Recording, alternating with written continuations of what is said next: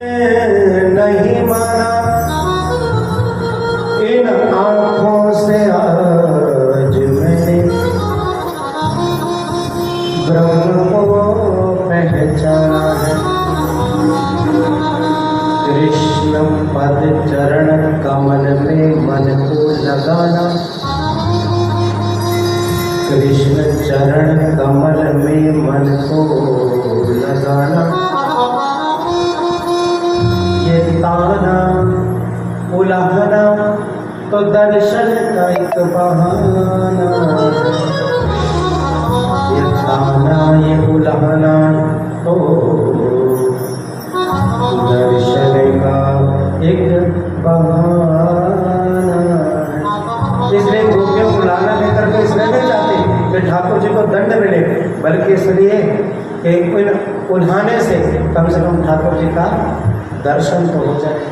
अब माँ रोज आंखों में काजल लगाती है, सो ठाकुर जी ने क्या किया, नटखट तो है ही, मुंह से थोड़ा सा उंगली को गिला किया और आंखों पर लगा दिया ऐसे करके।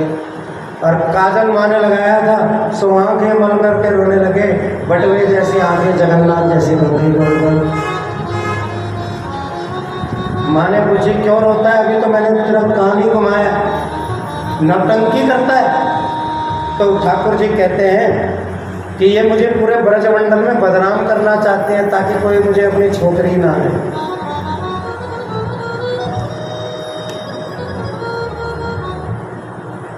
इनको पतियारो करो मैं तस्कर ये सा,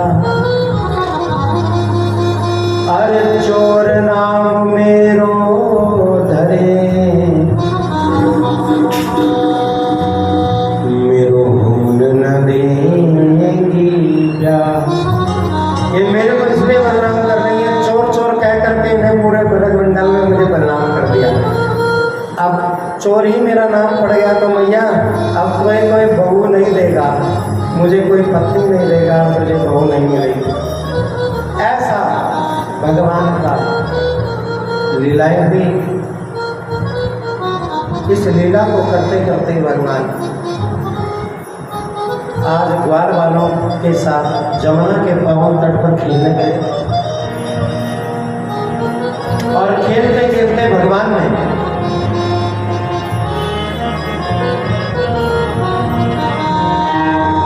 जमुना की रेत का मिट्टी के कण को उठाया और अपने मुंह में धर लिया, मुख में डाल लिया और मुंह बंद करके चुपचाप बैठ गए। ताऊ भैया ने देख लिया, ताऊ भैया ने कहा लाला तूने माटी खाई है ना। अब बोले कैसे, मुंह में तो माटी पधारी हुई है। सो मुंह हिला करके बोले नहीं भैया मैंने माटी नहीं खाई। देख कनवा झूठ बोलता है, तूने मीठी खाई है। सब बाल बाल गवाए, सब बाल बाल कहने लगे ताऊ भैया जाने हमारे सामने अपने मुंह में माटी का ढेला रखो है। सब बाल बाल इकट्ठे होकर के मैया के पास गए, मैया देख तेरे लाला ने माटी खाई। मैया आई, मैया हाथ पकड़ करके अंगना में ले गई, अंगना में छोरा को उठाया और छोरा को कहा तेरे माटी खाई। भगवान कहते न भूत संगीत संस्थान देवस्य परमात्मनः यो वेत्ति भौतिकं देहं कृष्णस्य परमात्मनः न सर्वस्मात् बहिष्कार्यः श्रोतस्मात् विधानतः मुखं तस्य अवलोकान्ते सजलं स्नानमाचरेत्। चल अपना मोड़ो खोल के दिखा। मैया ने कही अपना मोड़ो खोल के दिखा। मुंह ब्रज भाषा में मोड़ा को मुंह को मोड़ा कहते हैं। चलो अपना मोड़ो खोल के दिखा। अब दिखावें तो दिखावें कैसे, मुंह में तो माटी को ढीला रखा है। सो जब तक वो माटी का ढेला पेट में पधार नहीं गया तब तक ठाकुर जी ने अपना मोड़ो नहीं खोला। और उस जब माटी का ढेला पेट में सिधार गया वहाँ के बाद अपनी जीभ को पूरे मुंह में भिराया और जब मुंह चकाचक नीट एंड क्लीन हो गया तब मैया ने कहा खोल रहा है कि नहीं खोल रहा अपना मोड़ो। तब ठाकुर जी ने अपना मुंह खोला और जैसे ही मुंह खोला विशाल बादल दिखने लगे जो गरजते हुए दिखे, नदियां दिखने लगी, पहाड़ दिखने लगे, बड़े बड़े झरने दिखने लगे।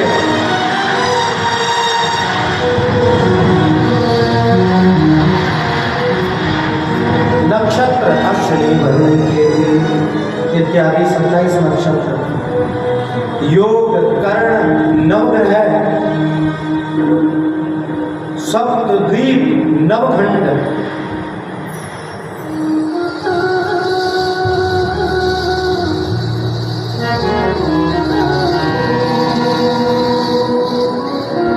और 7 लोग स्वर्ग के, 7 लोग पाताल के, ये मृत्यु लोग, पृथ्वी लोग, 9 वर्षों में भारत, जम्बू द्वीप में भारतवर्ष में हरियाणा में अम्बाला, पंचदेव। और देखा कि इतनी सुंदर कथा हो रही है फिर भी लोग घर से निकल करके नहीं आ रहे। मैया बेहोश हो गई, बोलो फ्रेंड से जय श्री राम। माँ ने जब ब्रह्मांड देखा तो माँ मूर्छित हो गई, सोचने लगी मेरे बेटा को किसी भूत प्रेत ने पकड़ लिया।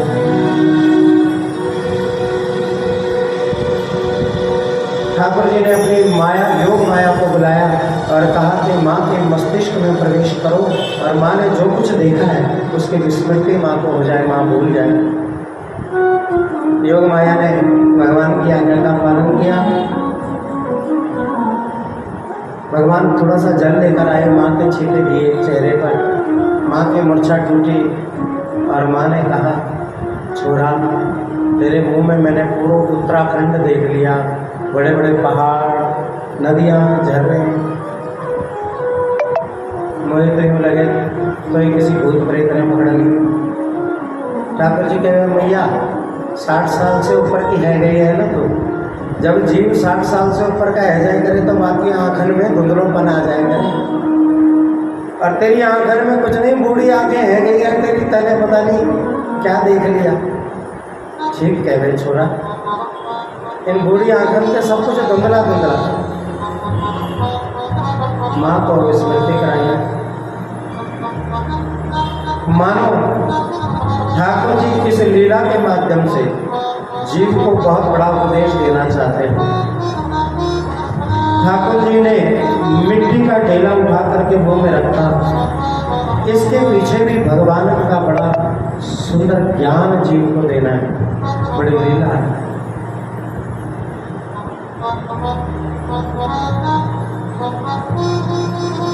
मानो भगवान कहना चाहते हो कि मनुष्य केवल एक मिट्टी का ढेला है, इसके अलावा और कुछ भी नहीं है।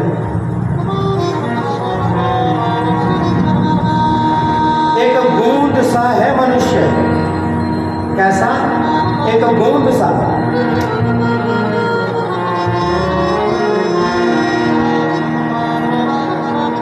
एक बूंद से भी छोटा है मनुष्य, और अहंकार देखो उसका समुद्र से भी विशाल है। प्रेम से कहिए श्री राम। बूंद से भी छोटा है मनुष्य और अहंकार देखो उसका समुद्र से भी विशाल है। जब मिट्टी इकट्ठी होती है ना तो उसमें अहंकार ढूंढोगे ना रात में कहीं नहीं मिलेगा, मोह कहीं नहीं मिलेगा।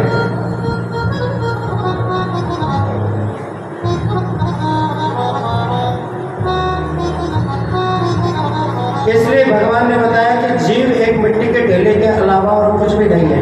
इसलिए जीव को अपने आप को मिट्टी मानना चाहिए। आज जो दिन है आज के दिन को अपना अंतिम दिन मान करके चलो।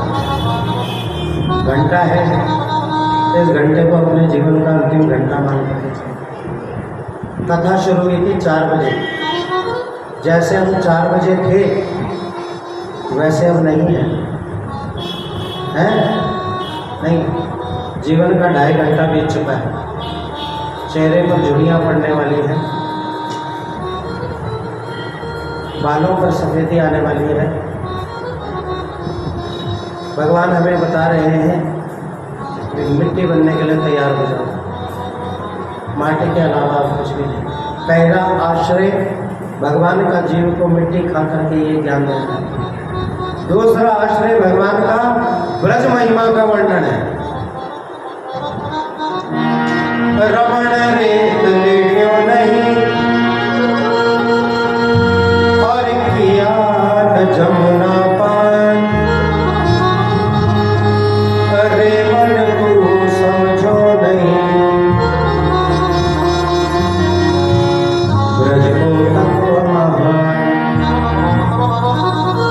भगवान कहते हैं, ब्रज की महिमा का वर्णन करते हैं कि ब्रज रेत लेट्यो नहीं। जिस जीव ने ब्रज की रज को अपने मस्तक पर नहीं लगाया और जमुना का पान नहीं किया, उस जीव का इस दुनिया में मानव तन लेकर के आना व्यर्थ है।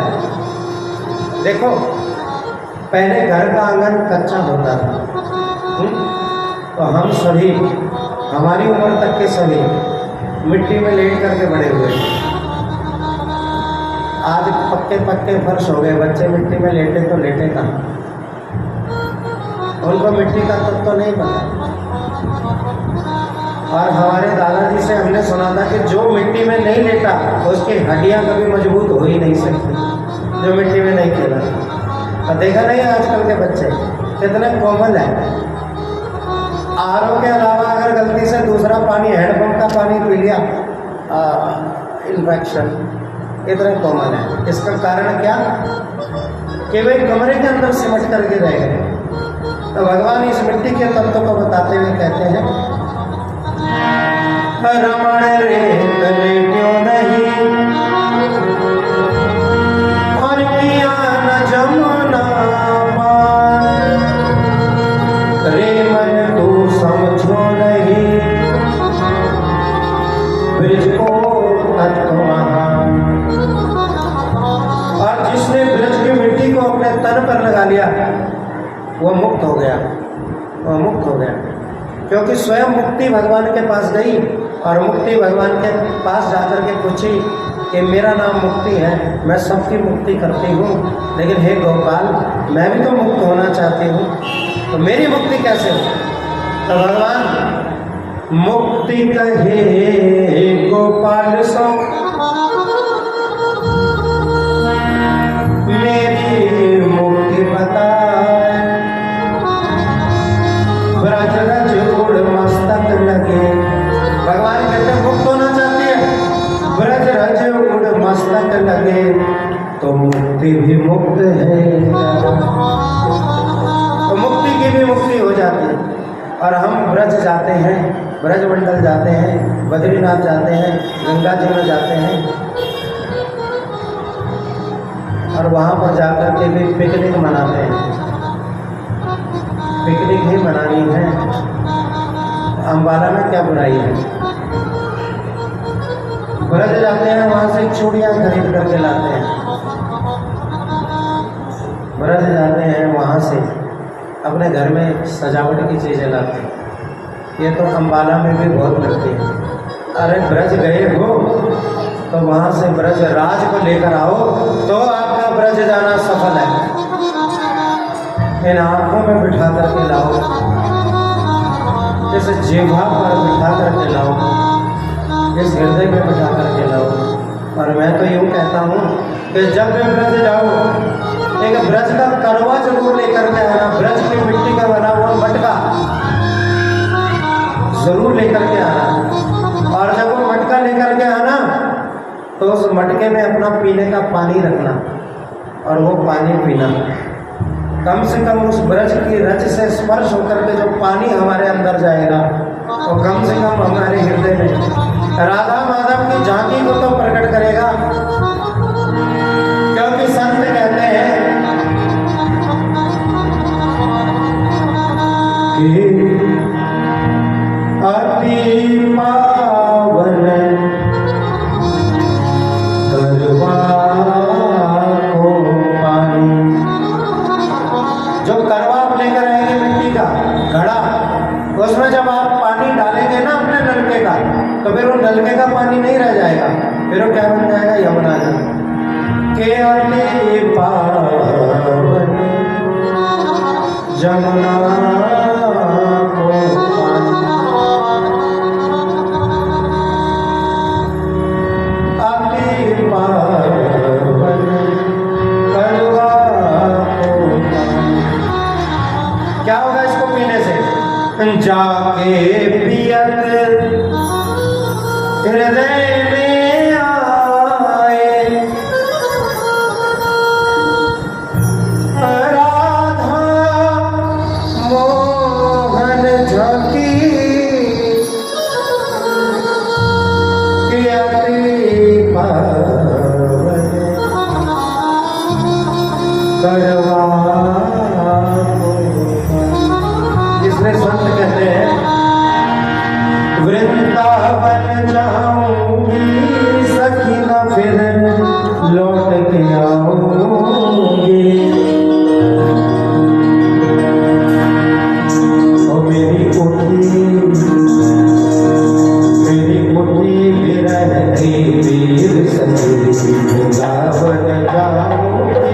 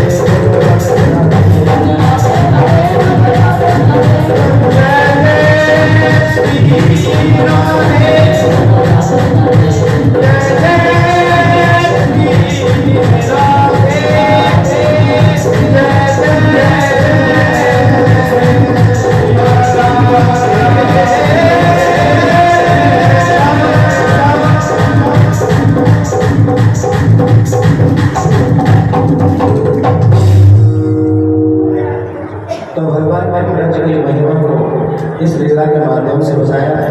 भगवान ने माटी लीला के बाद अनेकों अनेक अघासुर, बकासुर, त्रिणानाथ आदि लीलाओं को विश्राम देकर गए।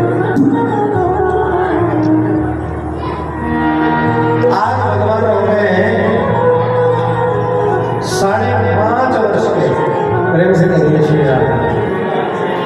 5 वर्ष 5 महीने 14 दिन के भगवान हुए हैं। और जैसे कि 5 वर्ष 5 महीने 14 दिन के भगवान हुए, भगवान के मुख से आज एक शब्द निकला है, गाय। और जैसे ही भगवान के मुख से गाय निकला, गौ निकला, तो आज भगवान गौ चारण के लिए गए।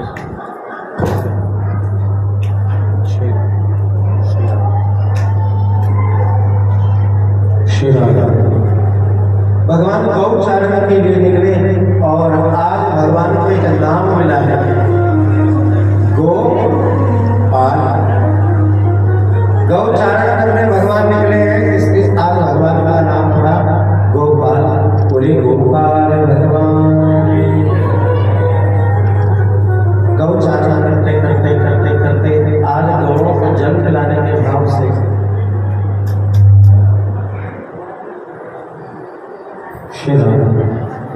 गौ पिलाने के भाव, गौ को जल पिलाने के भाव से यमुना के पावन तट पर लेकर गए।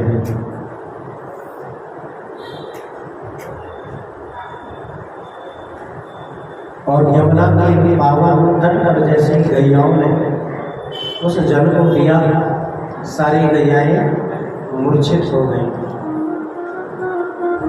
बेहोश हो गई। ठाकुर जी बड़े दुखी हो गए और इस आश्चर्य को समझ ना सके। फिर ठाकुर जी ने अपने बुद्धि, विवेक और दैवीय शक्तियों पर ध्यान लगा करके देखा तो उस यमुना के अंदर कालिया नाग है, जिस कालिया के श्वास छोड़ने से उसके मुख से विष निकलता है और वो विष उस यमुना के जल में मिश्रित होकर के विषैला हो जाता है। उन्हीं विषैले जल को पी करके गैया और बछड़े सब मूर्छित हो गए।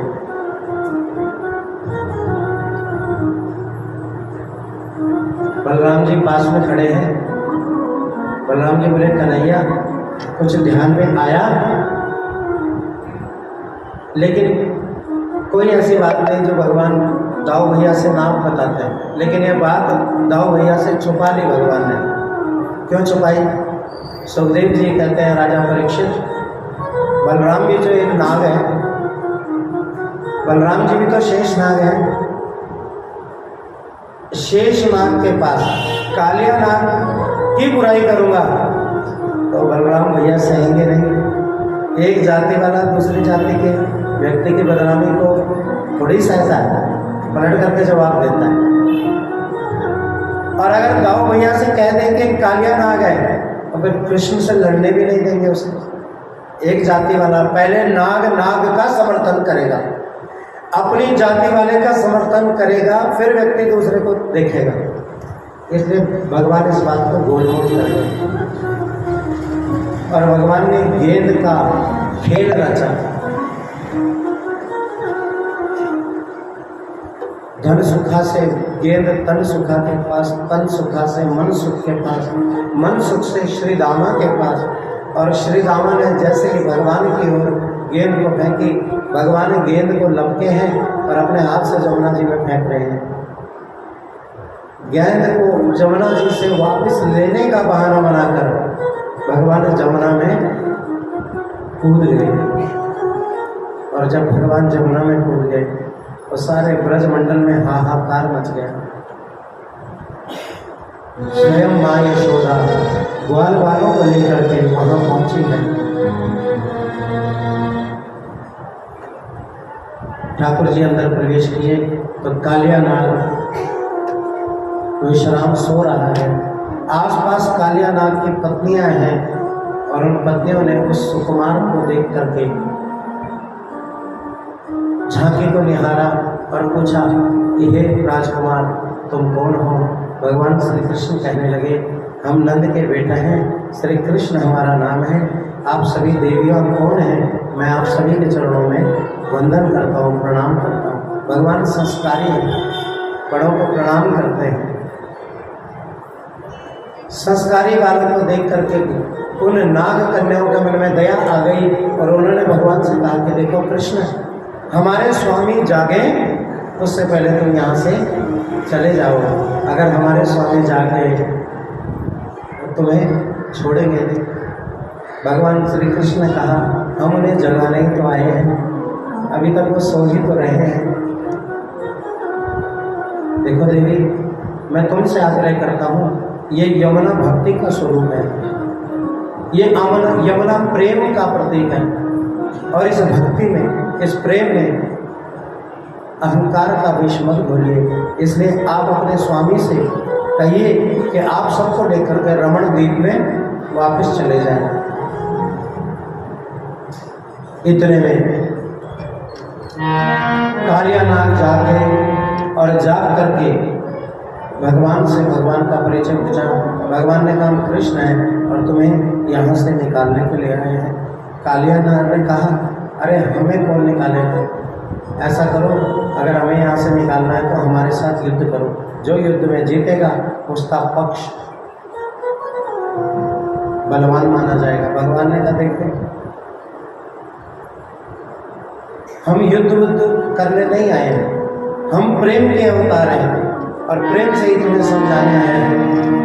लेकिन कालिया नाग भगवान को ललकारने लगा। इसने अपने 100 फणों को खोल दिया और 100 के 100 फणों से भगवान के ऊपर विष बनने लगा।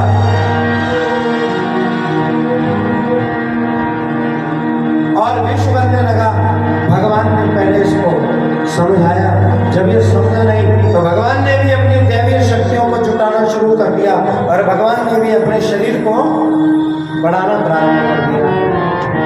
इस कालिया नाग ने अपनी पूंछ में भगवान को लपेट लिया और भगवान और नाग के बीच में युद्ध होने लगा।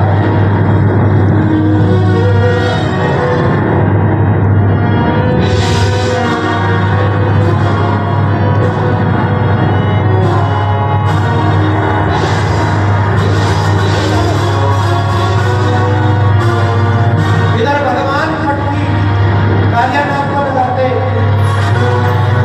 उधर भगवान कालिया नाग को पटकी लगा, दोनों में युद्ध होने लगा।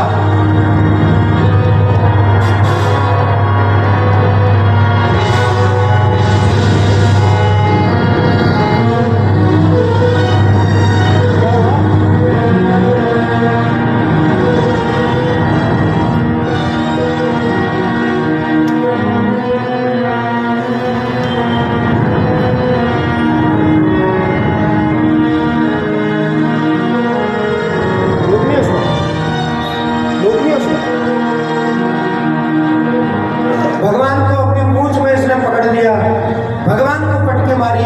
भगवान ने इसकी पूंछ को पकड़ा, घुमाया, भूमि पर पटका।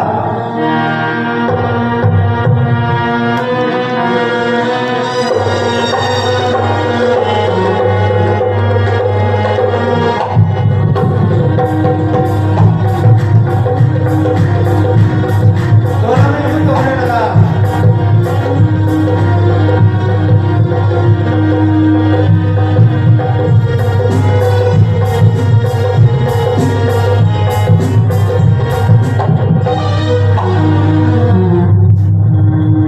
भगवान ने अपनी मुष्टिकाओं का बांधा, 100 के 100 फणों पर एक साथ प्रहार किया। 100 के 100 फणों से रक्त की बौछार बाहर निकली। सभी देवियां भगवान के चरणों में खड़ी हो गई। त्राहिमाम, त्राहिमाम, त्राहिमाम, हमारे स्वामी को बख्श दीजिए, प्रभु बख्श दीजिए। भगवान उछले और उसकी पूंछ को दबा करके बैठे। भगवान ने कहा देख कालिया नाग, अभी तुझे मैं प्यार से समझा रहा हूँ, यहाँ से चला जा। कालिया नाग कहता है प्रभु आपके आदेश का पालन होगा, लेकिन वहाँ पर गरुड़, रमण द्वीप में गरुड़ आते हैं और हमें अपना निवाला बना जाते हैं। बड़ी मुश्किल से रमण द्वीप से अपने और अपने बच्चों की जान बचा करके मैं आपकी शरण में आया हूँ और यहाँ से भी आप हमें निकाल देंगे। तो भगवान हमारी रक्षा कौन करेगा? भगवान ने कहा ये बात। भगवान कुचले और कालिया नाग के फण पर चढ़ गए और अपने चरण चिन्ह के निशान उस कालिया नाग के फण पर बनाने लगे। तांडव गति मुंडन पर थिरकत बनवारी, बम बम बम पग पटकत नाचत गिरधारी, बम बम बम विनती करत नाग वधू वाली, सूरदास कहे शरण पड़ी। जिसको भगवान के चरण चिन्ह मिल जाए उसको संसार का समस्त सुख मिल जाता है। भगवान ने एक एक फण पर पम पम पम पम पग पट कत गिरधारी अपने पांव को पटक रहे। तांडव गति मुंडन पर थिरकत बनवारी, और चरण चिन्ह बना करके उस कालिया नाग से कहा कि हे कालिया नाग, तुम रवण द्वीप में जाओ। अब मैंने तुम्हारे फण पर अपने चरणों के चिन्ह बना लिए, अब गरुड़ देख करके तुम्हारे फण को प्रणाम करेंगे। ऐसे मेरे चरण चिन्हों की महिमा है। राजा परीक्षित ने भगवान से प्रश्न किया, बड़ा सुनने वाला प्रश्न है। क्या प्रश्न किया? राजा परीक्षित कहते हैं, गुरुदेव, भगवान ने पूतना को मार दिया, तृणावर्त को मार दिया, सकटासुर को मारा, आघासुर को मारा, बकासुर को मारा, सबको मारा, लेकिन कालिया नाग को मारा नहीं बल्कि निकाला है, यमुना से निकाल दिया। ऐसा क्यों? क्या ये कालिया नाग भगवान से बड़ा बलशाली था क्या? सुखदेव जी कहते हैं, राजा परीक्षित, एक कालिया नाग काम का प्रतीक है। व्यक्ति के हृदय में बैठे काम का प्रतीक है, और काम को कोई भी मार नहीं सकता है, काम को निकाला जा सकता है। इसलिए भगवान ने उस भक्ति रूपी यमुना से काम को निकाल दिया, क्योंकि भक्ति में सबसे बड़ी बाधा यदि कोई होता है तो काम ही होता है। जहाँ काम वहाँ राम नहीं, और जहाँ राम वहाँ काम नहीं। इसलिए जिस हृदय में काम है वहाँ कभी राम नहीं आ सकते, और जिस हृदय में राम है वहाँ काम के लिए कोई स्थान नहीं है। इसलिए भक्ति रूपी यमुना से इस कालिया नाग को भगवान ने निकाला है।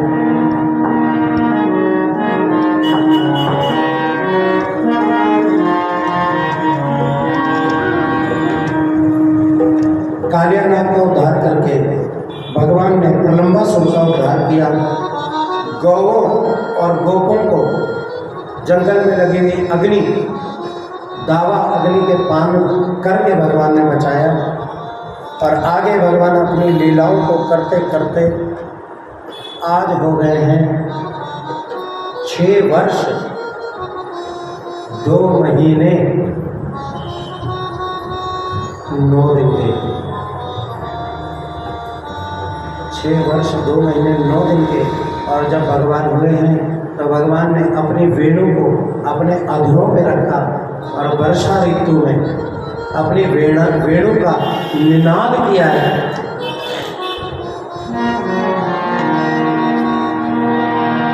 अपनी बंसी भगवान ने बजाई है।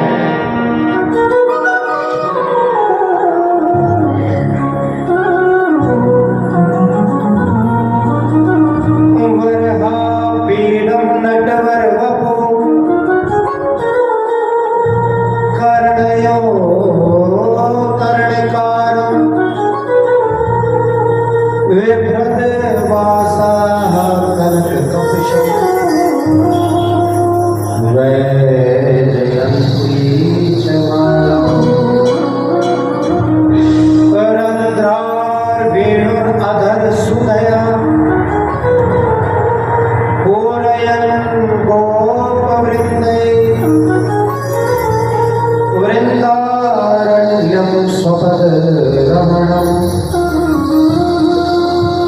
प्रावेशर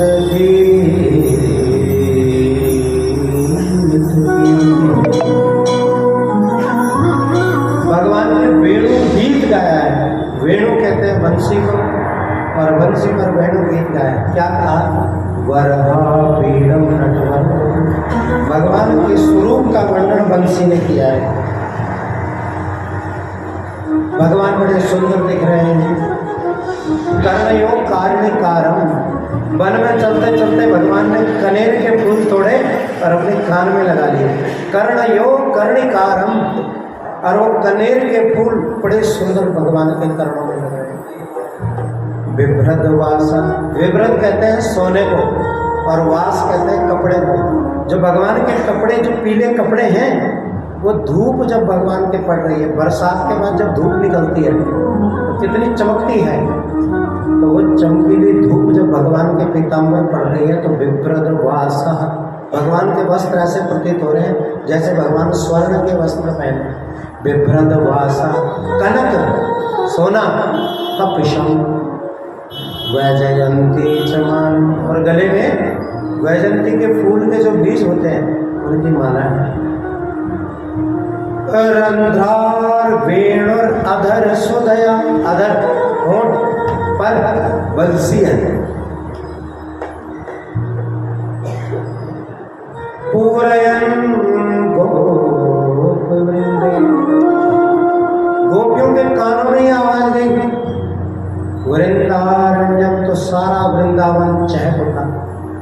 चिड़ियाएं चहचहाने लगी, नदियां स्वच्छ होने लगी, नदियों का जल बहने लगा। स्वपद रमणम प्रावेश। ऐसा भगवान का स्वरूप, ऐसे भगवान ने बंसी निनाद की। और जब बंसी निनाद की तो बंसी निनाद करते करते महीना आया कार्तिक का।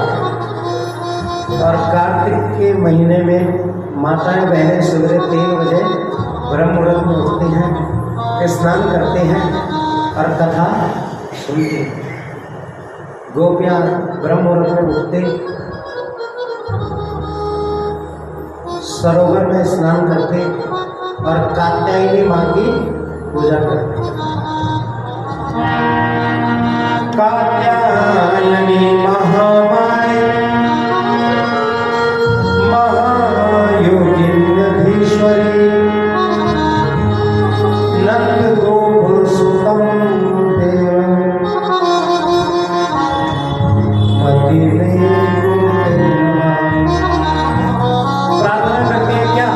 सुबह 4 बजे उठते हैं, ब्रह्म मुहूर्त में स्नान करते हैं, कात्यायनी देवी की पूजा करते हैं और एक ही व्रत मांगती है।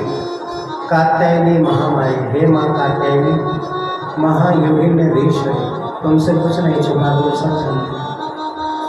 नंद गोप सुतम देवी। नंद गोप के जो बेटा है पति में गुरु देना, वह हमें पति रूप में मिल जाए। कोई कहता है पुत्र रूप में मिल जाएगा, कोई कहता है मित्र रूप में मिल जाएगा। लेकिन जो सुबह गोपियाँ स्नान करती हैं वो नग्न स्नान करती हैं, सरोवर में नग्न स्नान करते हैं। अब इस लीला को बड़े ध्यान से सुनना। आप अर्थ का अनर्थ करते हो। आप क्या कहते हो कि भगवान ने गोपियों के वस्त्र चुराए। चुराए नहीं, और चुराए भी है तो कौन से वस्त्र चुराए हैं? पहले तो भगवान ने गोपियों को समझाया कि कात्यायनी की पूजा भी ठीक, ब्रह्म मुहूर्त में उठना भी ठीक, लेकिन देवियों सरोवर में नग्न स्नान नहीं करना चाहिए। इसके पीछे 2 कारण हैं। पहला कारण धार्मिक कारण है और दूसरा सामाजिक कारण है। पहले सामाजिक कारण बताएं। गोपियाँ कहती हैं सामाजिक कारण ये है कि तुम अपने वस्त्रों को किनारे पर रख करके सरोवर में नग्न स्नान कर रही हो। कोई मन चला व्यक्ति आ गया और तुम्हारे वस्त्रों को उठा करके ले गया, या कोई बड़ा बुजुर्ग आ गया, तो तुम सरोवर के अंदर जो कहीं रहोगे और कहीं नहीं जा सकते। इसलिए जल में चाहे आप अपने बाथरूम में नहाएं, कभी नग्न स्नान नहीं करना चाहिए। दूसरा धार्मिक कारण, हमारे शास्त्रों में जल को वरुण देवता कहा गया है। आपने पहले दिन कलश यात्रा की, हमने मंदिर से जल भरा, तो जिस नलके से आपने जल भरा, मंदिर का नल का वरुण देव का स्थान है, उस स्थान पर वरुण देवता वास करते हैं। तो जब वरुण देवता का जल में वास होता है तो उस जल में नग्न स्नान करने से वरुण देवता का अपमान होता है। प्रेम से कहिए श्री राम। जल में नग्न स्नान करने से वरुण देवता का अपमान होता है और उस अपमान को करने से हमारी पुण्य क्षीण हो जाते हैं। इसलिए नग्न स्नान नहीं करना चाहिए, ये धार्मिक कारण है। भगवान ने गोपियों से बार बार यह समझाया है, लेकिन गोपियां नहीं मानी। क्यों नहीं मानी? क्योंकि जब कोई छोटा बच्चा किसी बड़े व्यक्ति को ज्ञान की बात कहे तो बड़ा व्यक्ति क्या कहता है, छोटा सा बच्चा तो है, ये तो यूं ही बोलता रहता है। यही भाव गोपियों के मन में भी आया कि छोटा सा बालक है, क्या कहता है और क्या नहीं कहता। एक दिन सरोवर में नग्न स्नान करने गई, भगवान ने वस्त्र उठाए और पेड़ पर टांग दिए और मंद मंद बंसी बजाने लगे भगवान।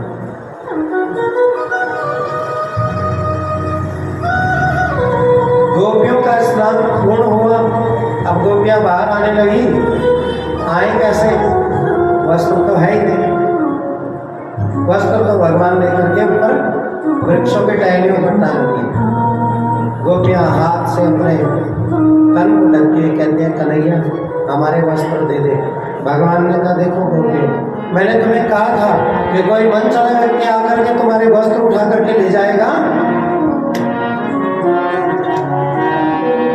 तो तुम्हें इसी सरोवर में रहना पड़ेगा। चलो कान पकड़ करके उठक बैठक लगाओ, वरुण देव से क्षमा मांगो तो तुम्हारे वस्त्र दिए जाएंगे। भगवान ने वस्त्र दिए और भगवान ने उन्हें पति रूप में आगामी शरद ऋतु की पूर्णिमा को, आने वाले शरद ऋतु की पूर्णिमा को भगवान ने कहा, मैं तुम्हें पति रूप में दर्शन दूंगा। तुम कात्यायनी की पूजा किस लिए कर रही हो? मुझे पति रूप में पाने के लिए।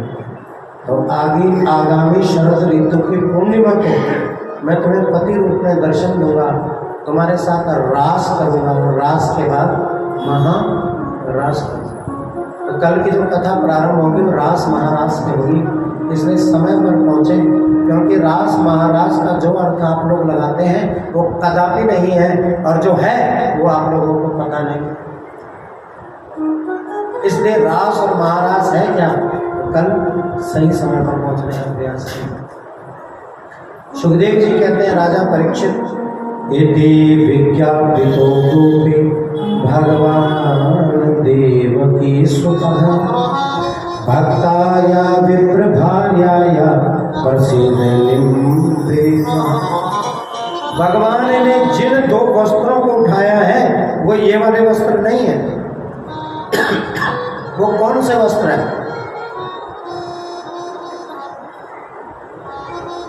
पहला वस्त्र धर्म में आड़े आने वाली माया। हमारी आंखों के सामने माया है, तभी तो हमें भगवान दिखते नहीं। माया का पर्दा हट जाएगा तो भगवान हमें दिख जाएंगे। इसलिए ये जो वस्त्र जीव और ब्रह्म के बीच में है, भगवान ने इस वस्त्र को चुराया है ताकि मैं जीव को देख सकूं और जीव मुझे देख सके। संमुख हो ये जीव मोहि जबे। जब हमारे सामने कोई चीज़ होगी तभी तो हम उसे प्राप्त कर सकेंगे, लेकिन जो चीज़ हमारे सामने है ही नहीं और है दिख भी नहीं रही।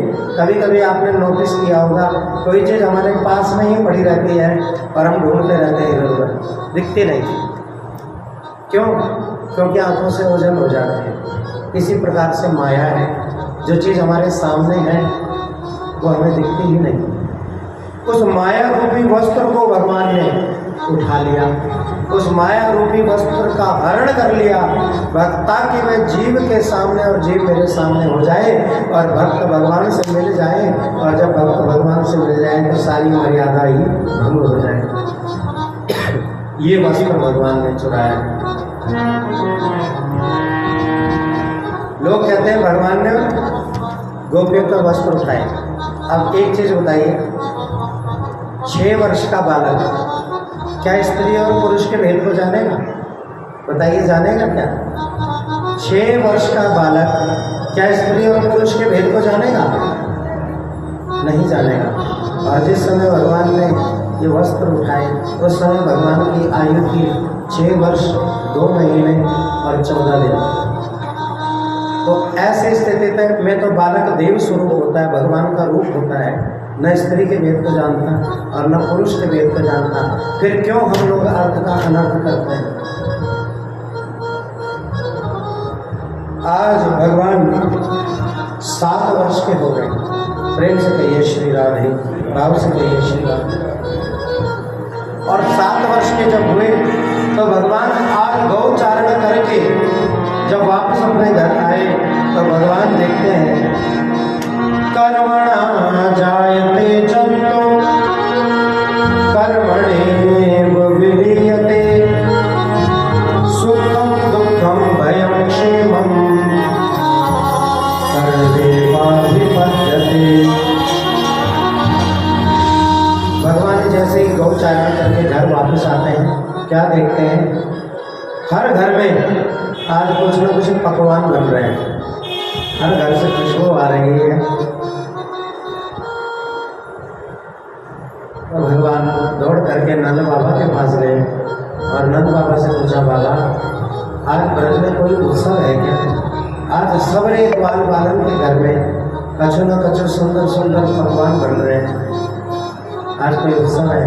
नंद बाबा कहे, बैठ लाला, मैं तुमको बताऊँ आज क्या है। आज हम सब मिलकर के गोवर्धन भगवान की पूजा करते हैं। पार्जन्य भगवान इंद्रो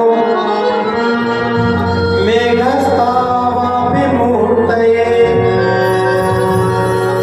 तेभि वर्षन्ति भूम्राणां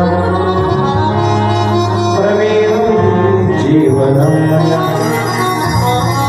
इंद्र भगवान बरसात देने वाले हैं। बरसात होती है तो गैयों के लिए घास उत्पन्न होती है, जीवों के लिए अन्न उत्पन्न होता है, प्यास बुझाने के लिए जल उत्पन्न होता है, हवा के लिए पहाड़ों पर वनस्पति प्रकट होती है। तो हम सब इंद्र भगवान की पूजा करते हैं क्योंकि इंद्र भगवान जल के देवता हैं। बरसात करने का सारा श्रेय इंद्र भगवान को ही करता है। भगवान कहने लगे, बाबा हमारे सांचो देव तो ये प्रकृति है, ये पहाड़ है, ये नदियां हैं। नद्यां पीबन्ति स्वयमेव नाभ्यां स्वयं न खादन्ति फलानि वृक्षाः आत्मा न वर्षति न आत्महेतु प्रभुतया सता।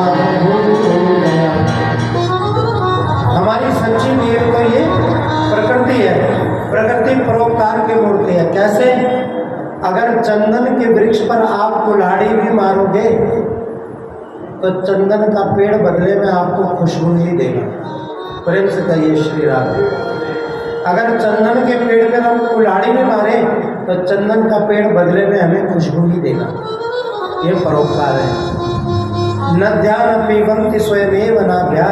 भगवान कहने लगे, बाबा नदियां भी बरसती हैं, बहती हैं तो अपने लिए नहीं, दूसरों के लिए। स्वयं न खादन्ति फलानि वृक्षा। फलों पर वृक्ष लगते हैं और जब वो वृक्ष से फल पक जाते हैं तो आज तक सुना कि वृक्ष ने अपना फल स्वयं खाया, टूट करके स्वयं झड़ जाता है, अलग हो जाता है और संसार को रस प्रदान करता है। ये प्रकृति परोपकार की है। इसलिए मनुष्य का जीवन सार्थक तभी है जब उसके द्वारा परोपकार हो, पुण्य हो। पुण्याया परोपकाराया पापाया परपीडनम। किसी की सहायता कर देने से बड़ा कोई पुण्य नहीं और किसी का दिल दुखा देने से बड़ा कोई पाप नहीं है। अष्टादश पुराणेषु व्यासस्य वचनम द्वयम पुण्याय परोपकाराय पापाया परपीडनम। 18 पुराण सुन लो, इनका निचोड़ यही है कि दूसरे का भला करना ही सबसे बड़ा परोपकार है और दूसरे के हृदय को दुखाना ही सबसे बड़ा पाप है। मैंने 18 पुराणों का निचोड़ आपको 2 शब्दों में बता दिया, यही सार है। हमारा सच्चा देव ये प्रकृति है, इसलिए पिताजी हमें नदियों की पूजा करनी चाहिए, बाबा हमें पहाड़ों की पूजा करनी चाहिए, हमें इन पर्वतों की पूजा करनी चाहिए। जो पर्वत हमें श्वास देते हैं, जो नदियाँ हमें जल देती हैं, जो भूमि हमें अन्न उत्पन्न करने की शक्ति देती है। कर्मणे वा विपद्यते। जब भगवान ने बाबा से ऐसा कहा तो बाबा कहने लगे, कन्वा नेक मैं तो तेरी बात मान लूँ, लेकिन जब सवरे ग्वाल बालक तेरी बात से सहमत रहेंगे तभी हम जा प्रकृति की पूजा कर सकेंगे। बाबा ने एक सभा बुलाई और उस सभा में सभी ग्वाल बाल सभी ब्रिजवासियों को इकट्ठा किया गया और भगवान का जो मत था वह मत सबके समक्ष नंद बाबा ने रखा। सब ग्वाल बाल कहने लगे, देख लाला कुछ ऊंच नीच है गई तो तू जिम्मेवार रहेगा। भगवान ने कही ऊंच नीच तो तब होएगी जब मैं कोई गलत काम करूँ। देख देख हम तेरे गोवर्धन की पूजा करने को तैयार है भैया, लेकिन तेरे गोवर्धन को हमारा भोग खुद ग्रहण करना पड़ेगा। सब राजी हो गए। तो हर घर में पकवान जो बन रहे थे सब ग्वाल बालों ने बड़े बड़े छकड़े सजाए। उन छकड़ों में गाय बैलों को जोड़ा और जितना भी भोग बना था सब भोग उन बैलगाड़ियों पर लगाना शुरू किया। और कोई दो चार नहीं है, पहाड़ के पहाड़ है। क्या क्या बना है? खीर चावल खूर मोहन कचौड़ी बालूशाही है, मिठाई मठरी मसूर पाक, यशोदा मैया ने पकौड़ी भी सजाई है। पानी आ गया। खीर चावल खूरम मठरी मसूर पाक, बालूशाही संग रबड़ी सजाई है।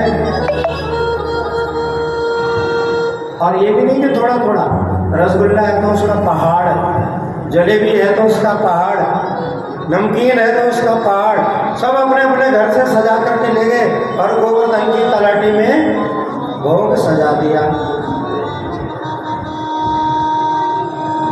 अब भोग सजा करके ग्वाल बाल भगवान से कहने लगे, देख कान्हा मैंने कही थी कि तेरे गोवर्धन हमारो भोग ग्रहण करेगो, लेकिन आधा घंटा है गया तेरे गोवर्धन ने हमारो भोग ग्रहण नहीं किया।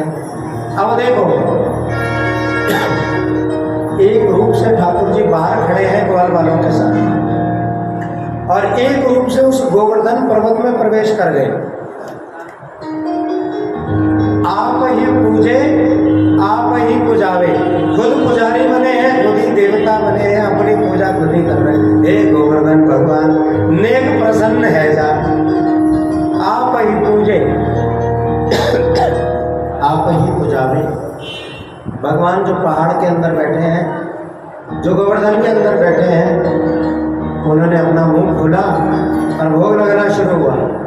ऐसे ही नहीं, थोड़ा थोड़ा जलेबी का थाल उड़ता हुआ गया और गोवर्धन की तलहटे में जाकर के अंतर ध्यान हो गया। रसगुल्ले का थाल उड़ करके गया, गोवर्धन की तलहटी में जाकर के अदृश्य हो गया। ग्वाल बाल पूछने लगे, अरे भैया ये तेरा गोवर्धन कितने सालन से भूखो है? भैया कह रहे ये थाल अंतर ध्यान कहाँ हो रहे? बोला आपने तो कहा था गोवर्धन को हमारा भोग ग्रहण करना पड़ेगा। सो ये गायब नहीं हो रहे, सब गोवर्धन भगवान के पेट में जा रहे हैं। गोवर्धन की पूजा होने लगी, इंद्र क्रोधित हो गए कि मेरी पूजा ब्रजवासियों ने छोड़ दी। अग्नि फल रूप कर्मणा, इंद्र ने सांप वर्तक नाम के बादल को बुलाया और कहा कि जाओ उस ब्रजमंडल के ऊपर ऐसे बरसो कि ब्रजवासियों की पूजा खंडित हो जाए। बादल गए और गरजने लगे।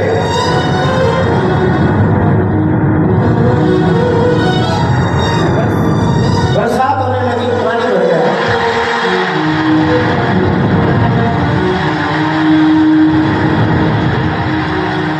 भगवान ने तुरंत सुदर्शन चक्र को धारण कर लिया। सुदर्शन चक्र की गर्मी ने सारे जल को सूख लिया। नाग ने बांध बना लिया।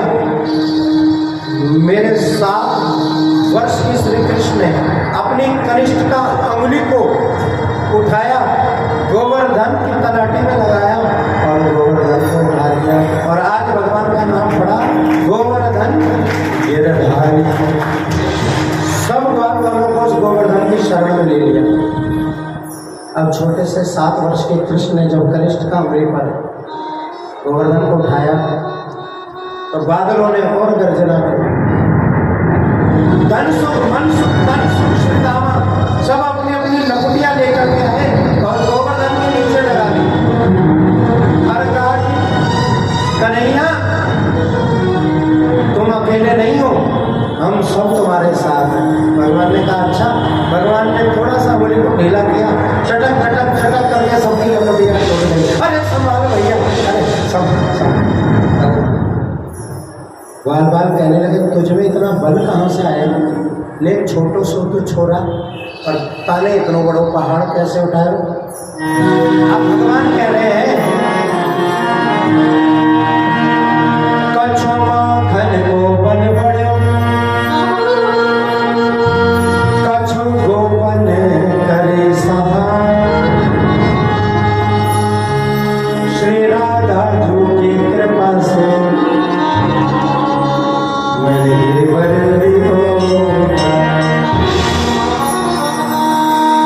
अब देखो, जब हम कोई अच्छा कार्य करते हैं तो हम क्या कहते हैं? हमने किया है। कहते हैं कि नहीं कहते? मैं एक ही बात बार बार कहता हूँ कि पंखा भी देते हैं तो उसमें भी नाम लिख के देते हैं। दादाजी जीते जी तो घूम रहे थे, मरने के बाद भी हमने दादाजी को छोड़ा नहीं। पहले तो अपने कर्मों से घूम रहे थे, अब तो जो मर्जी आता है वो दादाजी को घुमा देता है बटन दबाकर। कि किसी को पता तो रही है हमने दिया है पंखा, लेकिन भगवान सब कुछ कर रहे हैं और अपने ऊपर बिल्कुल भी नहीं। क्या कह रहे हैं? मेरे अंदर कुछ नहीं है, जो कुछ ये ताकत है। कछो माखन गोपन बड़ो, जो चोरी कर करके मक्खन खाया ये उसी की ताकत है। और कछ गोपन करे सहाय, कुछ आप लोगों का सहयोग है, बाकी जो बचा बचा है वो राधा रानी की कृपा थी तो मैंने गिरवर अरे पूछना भैया, इतनो जल वर्षा सारा पानी गया कहाँ? भगवान कहने लगे भगवान को भोजन ही भोजन कराओगे भैया, पानी नहीं पिलाओगे तो भगवान अपने आप सारा पी लेंगे। सारा पानी गोवर्धन पी गए। 7 दिन के कृष्ण ने 7 दिन और 7 रात तक उस गोवर्धन को अपनी कनिष्ठ का अंगुली पर उठाए रखा। 7 कोस की गोवर्धन की परिक्रमा है। 7 कोस की परिक्रमा है। और भागवत कितने दिन की? 7 दिन की। और जीवन कितने दिन का? 7 दिन का। रविवार सोम मंगल बुध वीर शुक्र शनि, इन्हीं 7 दिनों में जीव इस संसार में आता है। इन्हीं 7 दिनों में जीव इस संसार से चला जाता है। तो जीवन 7 दिन। बस 7 वर्ष के कृष्ण ने 7 दिन तक गोवर्धन उठाया और इस सत्यता से जीव को बताया कि हे जीव, इस भ्रम में मत रहना कि मैं 20 साल का हूँ, कि 30 साल का हूँ, कि 60 साल का हूँ, कि 80 साल का हूँ, कि 100 साल का हूँ। आपके पास 7 दिन है और ये 7 दिन ऐसे ही बीतने चाहिए प्रभु नाम के साथ। इसलिए देखो, मैंने कथा शुरू होने से भी कहा था कि भगवत कृपा कितनी है हमारे ऊपर। सारा संसार तो कमरों में सिकुड़ करके बैठा है, लेकिन हम लोग भगवान की महिमा को सुन। तो आइए भगवान का स्वागत करें। सबसे पहले परिवार वाले आएंगे और गोवर्धन भगवान का पूजन करेंगे, तत्वप्रांत फिर आरती होगी। ओ श्री गोवर्धन